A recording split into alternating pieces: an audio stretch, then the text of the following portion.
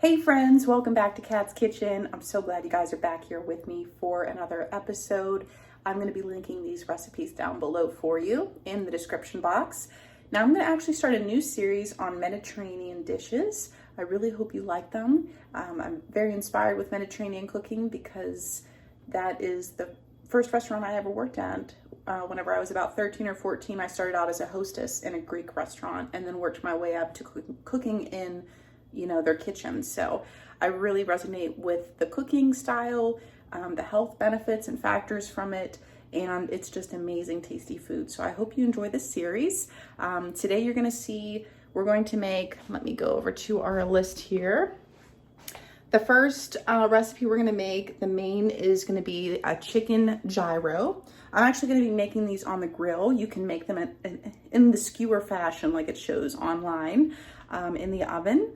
But it's such a beautiful day out. I want to grill, and we're going to make a Greek yogurt sauce for the chicken. It's going to be really tasty. I'm going to make that now, and then we're going to marinate it. And then to go on the side, I'm going to make lemon potato wedges in the oven. Those looked really tasty too.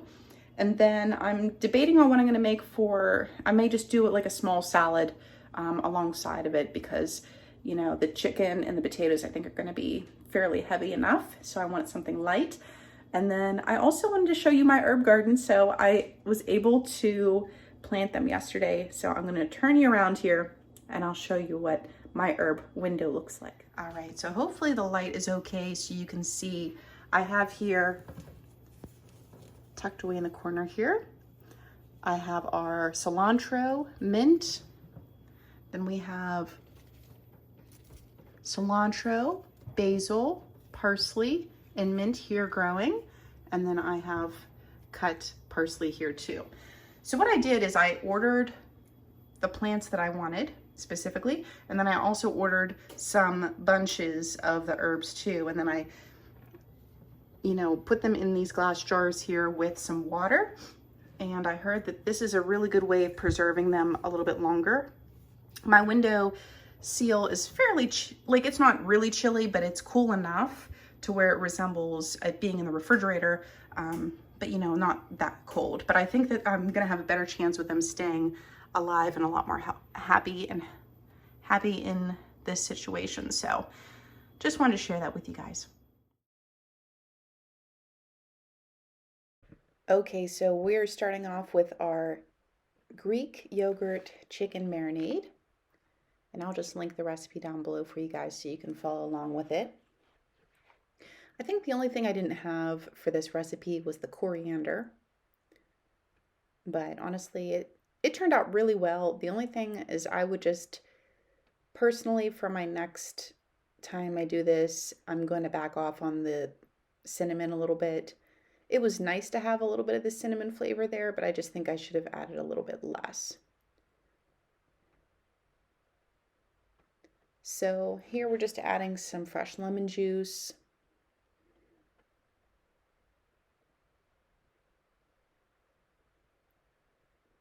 And this is olive oil.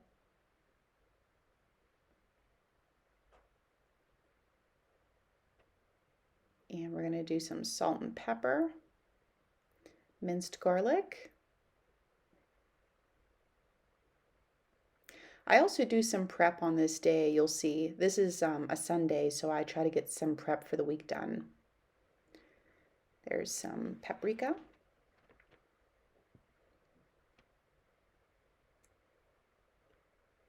And this is cumin here. Cayenne pepper. And this is our cinnamon.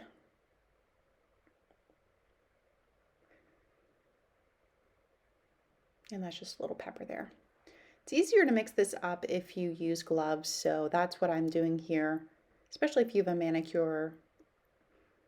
It's just nicer not to get things trapped underneath your fingernails.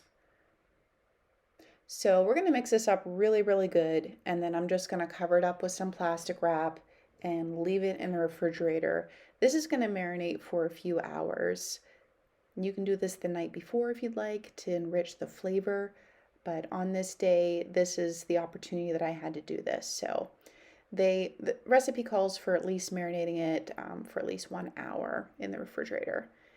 And then once again, before we cook it, we're going to take it out of the refrigerator and let it come up to room temperature for, you should at least do it between 30 to 45 minutes. And then that meat will relax for you before you cook it. So, like I said, I ended up cooking that chicken on the grill. You can also cook it in the fashion that it shows on the website, where you put an onion down and some skewers, and then you just stack the chicken up and bake it in the oven. And then you just cut it off into pieces, kind of like a spit, like they would with a gyro. Here I'm just cleaning up a little bit, getting some things situated. You'll see a lot of ingredients there on the back of my table. And what I'm doing now is just trying to formulate what we want and need for the week's lunches and potential sides for dinners. So on Sundays, I try to go through my refrigerator and just meal plan for the week. So in my sink here, I'm just washing up all the vegetables. And I'm going to use half of this cucumber for tzatziki sauce that I'm going to make, which I'll leave you that recipe down below as well. And the other half, I will slice that up for salads for the week.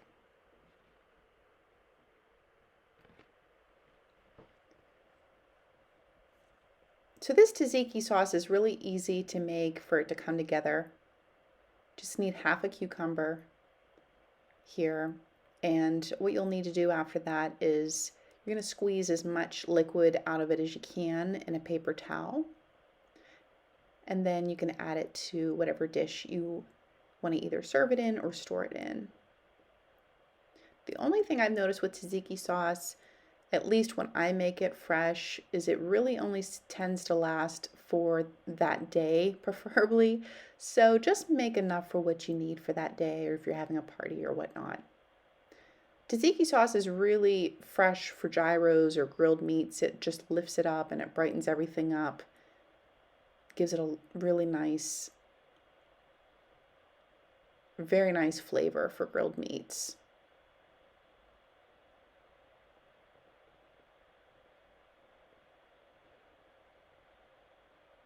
All right, so now I'm going to just squeeze out as much water from this cucumber as I can, and then we'll pop it into our dish.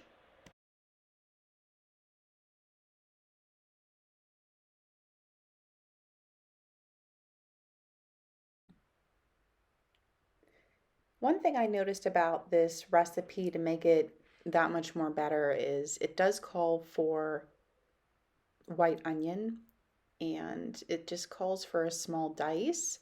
But what I would recommend for next time is I'm actually going to shave my onion like I shaved the cucumber there. That's going to give it a lot nicer, more of a melted texture throughout the sauce, so that way, you're not biting into a small piece of onion. So here I'm just making some iced green tea. If you've never made iced green tea before, it's really easy. You can use whatever type of tea that you prefer. I alternate in between black tea and green tea. I will put 6 tea bags in my pitcher there, and I'll fill it halfway up with hot boiling water, and I'll let that steep for a little while, depending on how strong you like your tea. And then you can put sweetener in it. You don't have to.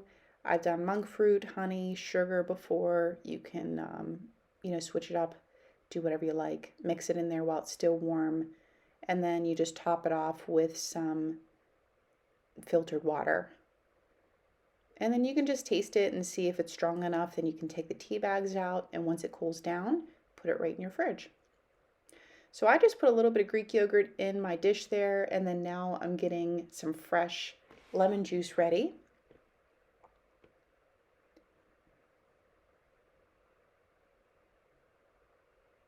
And this is This is a really super nice sauce, like I said, but I just wish it would last a little bit longer in the fridge. I think it's just because the items in here are so delicate. And this is some dill here that we're adding. I keep checking my recipe because I haven't made this in a while. And then this is some of our cut parsley from the window. Working with fresh herbs has really changed the experience, on the palate. So I really recommend you guys to do that. And if you have any experience with keeping fresh herbs potted over the winter time, please let me know about that or any resources that I can check out, because I would like to have fresh herbs all year round if possible. So what I'm doing right now is I'm just trimming off the leaves of our parsley, and I'm only leaving behind the tender stems. The tender stems are the younger stems, so they're a little bit softer, they're easier to eat, they're not as fibrous, but the larger ones are what I'm cutting off there. Anytime that you're slicing or chopping up herbs, you want to be very careful that you do not bruise them. If you bruise them, you'll know because you'll leave behind a green stain on your board. And that's all the flavor that was inside the herbs that we want in our dish. So we don't want to lose that flavor. So I'm just kind of patiently here going, through it just very nicely. We want this to be a fine chop for our tzatziki sauce. And just fun fact too for gyros, I know Americans called them gyros, but really they're gyros or gyros. So just a little fun fact there. So here's our onion. I'm going to fine dice all of this for later recipes. But this is where if I thought about this ahead of time a little bit more, I would definitely shred probably a quarter of this onion for our tzatziki sauce.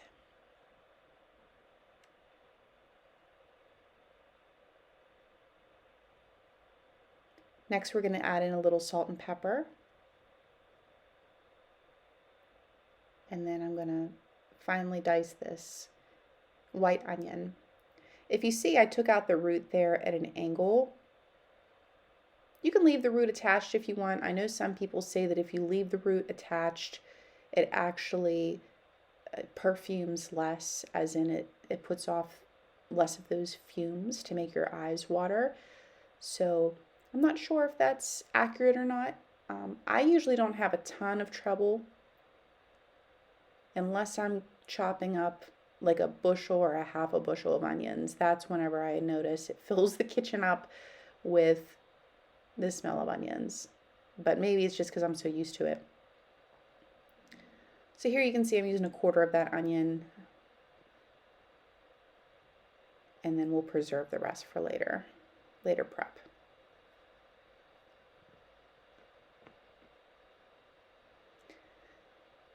So we're just going to give this a nice good mix and a little taste and see if it needs anything else. And don't forget to, when you put this in your refrigerator, since we're doing this a few hours before dinner, the flavors can change because when they sit in there, they kind of marry and marinate together. I'm just adding in a little bit more of our Greek yogurt here because it needed to be a little bit looser.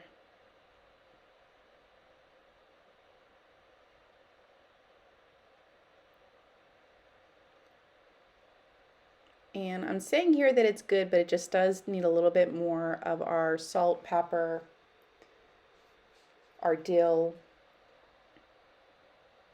And so definitely taste and adjust for you and your family's liking. But once this is all mixed up, I have this in my storage container, so I'm going to pop this right in the refrigerator and we'll take it out for dinner.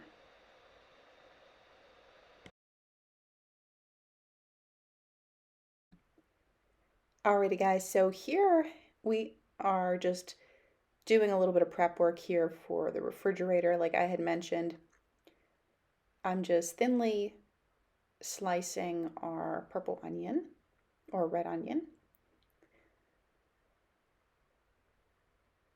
You can use a mandolin for this if you'd like to.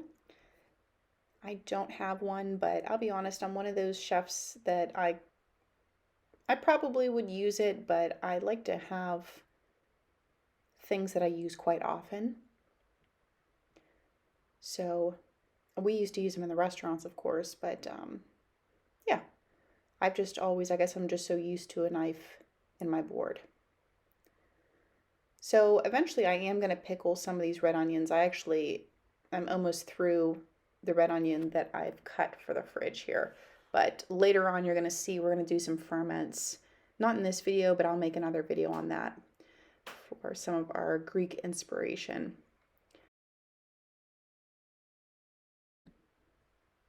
So you're just going to slice up as many potatoes as you think you need for your dinner, or if you want some leftovers.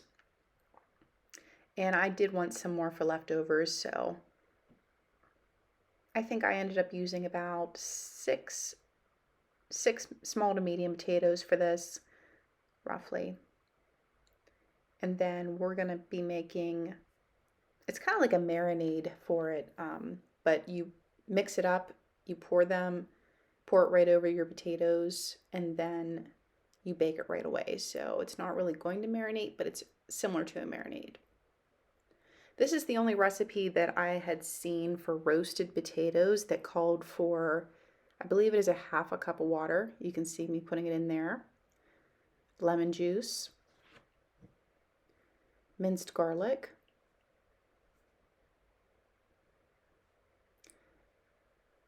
and that water actually kind of hydrates the potato enough to where it's not super crunchy.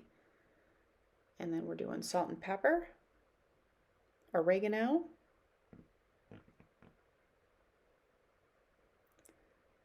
garlic seasoning, onion and garlic powder with our pepper, olive oil, and then we're just going to mix this up. So yeah, this is the first time I've seen so much water added to roasted potatoes, because normally you want to roast the water out of whatever you're roasting vegetable wise. So this time we're adding water into it. So what ends up happening to these potatoes is the skin on them gets nice and crispy, but the inside, the potato part, just stays nice and soft. So it's a nice combination for a change. And the flavor was really good. These were really, really good fresh. On top of these, I put the crumbled feta after they came out with some fresh chopped parsley and a little bit more olive oil and mixed them all up. And they were really good. These were great the first day, but when I reheated them, they were okay, but they weren't tremendous. The first day was definitely better for this recipe. And that's what I want to do. I want to be honest with you guys as I go through these recipes, how they taste and how they perform, as leftovers as well. I'm just checking my sweet potatoes. I have those in the oven right now. And then these are going to go in at, I believe, 425 for, I think, 40 to 50 minutes. Thank you so much for being with me, everyone. I really appreciate it. Please like, share, and subscribe. And I'll see you guys all on the next one. Bye-bye, friends.